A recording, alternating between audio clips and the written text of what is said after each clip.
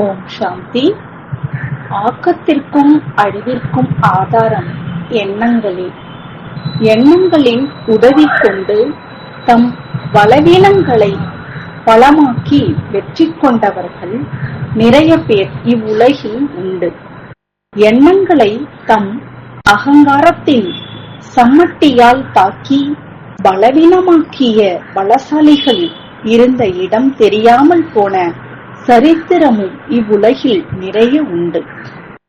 எண்ணங்களை ஒளியாக்கி குரங்கு சிலையும் படிக்கலாம், தேவ தேவியரின் சிற்பங்களையும் படிக்கலாம். சிற்பக்கலையின் திறனே இல்லாதவர்களுக்கும் நல்லதொரு ஆசான் கிடைத்தால் கற்பனைக்கும் எட்டாத அற்புதங்களை வடிக்க இயலும். இறை தந்தையே ஆசானாக கிடைத்தால் இப்போது கற்சிலைகளாய் காட்சியளிக்கும் நம் முன்னோர்களை உயிரோவியமாக செதுக்கியது பின் யாரென்று நினைக்கிறீர்கள்? எண்ணங்களின் வண்ணங்கள் குறித்த பாடம் சொல்லிக் கொடுத்த அவ்வாறு ஆக்கினார்.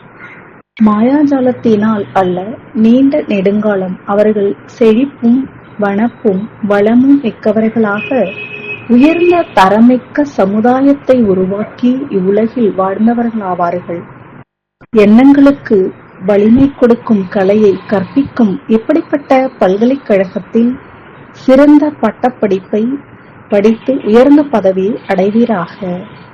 ஓம் சாந்தி.